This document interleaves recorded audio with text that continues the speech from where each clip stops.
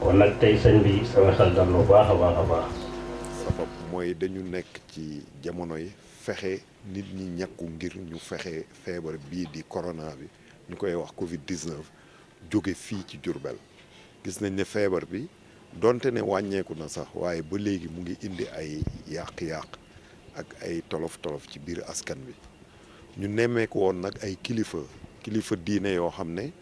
am nañ baat te nit ñi ñu ngi leen di déglu te am nañ mbooloo ba pare itam ay kilifa yoo xam ne lañ dañu jàpp ci taxawu askan wi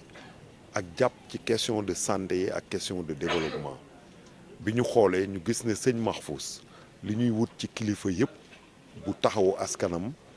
ak di gindi askanam ngir njëriñ ñi nga xam ne moo aju ci liy yóbbu ci développement mu ngi ci ñu waxtaanoon ak moom ñaan ko mu nangul ñu ko ñu organiser benn cérémonie de relance fii ci buntu këram mu ñëw taxawu cérémonie bi gouverneur présidé ko mooy profité di sant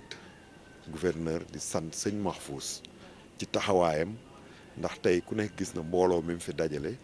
ba tax na sax mu am ñu bari ñu ñekk fuy ñu am yaakaar ne suñ fi jógee fan yi di ñëw su yëkkatee kàddoom ba askan wi dégg ko ñu bari dinañ nangu dem ñekk ji am nañ ci yaakaar bu baax ci kaw jàppale ñu demee ni sëñ Mahfous déjà moom lu bari loo xam ne ñu ngi ko doon sabab di ko wut tey jii fii rek ci ndaje bii ñu daje daanaka am nañ lu kawe luñ doon yaakaar ñu yaakaar ne su continuer ci jàpp boobu nga xam jàppale nañu ko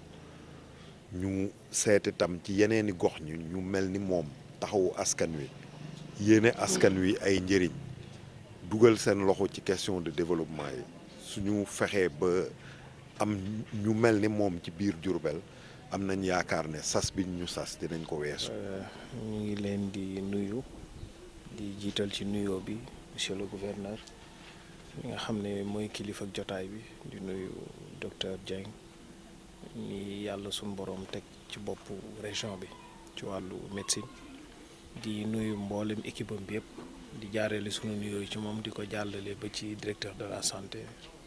ainsi que le ministre de la santé ak son excellence le président de la république di yëkkati sunuy kàddu yi ngërëm d'abord di leen gërëm ndax taxawaay bii ñu def ak stratégie bii nga xamante ne ñoom mettre nañ ko en place pour gën a mën a multiplier ndax multiplication laa ko tuddee du moment où taux de pourcentage bi ñu am 7% la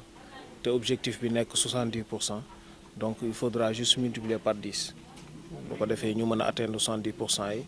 et dans les plus brefs délais je dirais du ma wax sax fii ak fin d'année léegi nag ñu ubbee ko stratégie wu jaar ci kër kilifa diine yi ndax ku ne xam na ni kilifa diine yi li nu am bu weesoo kàddu yi xalaat ak kàddu yi ñaax ndigal moo ci jiitu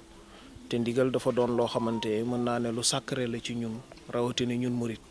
ba saa bu ndigal jógee. même bu fekkente ni ci gis-gisu doomu aadama yi sax ndigal lii loraange la gën a nuru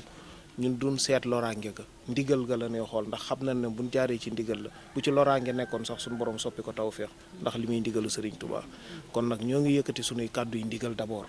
ci mboolem mbokk taalibe yëpp ci ñëpp dem ñàqu ji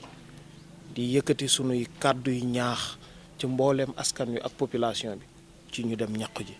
di yëkkati suñuy kàddu yi itam ci mboolem sunu naataangooy kilifa diine yi ci dëkk bi ak ñi nga xamante ne ñu ngi ci réew mi d'abord sunu objectif li wolof naan mbay ci say wex dañ koy tijjee ci kilifa diine yi ci dëkk bi ndax objectif bi mooy région de Diourbel jóge fii mu nekk ci taux de participation vaccination yi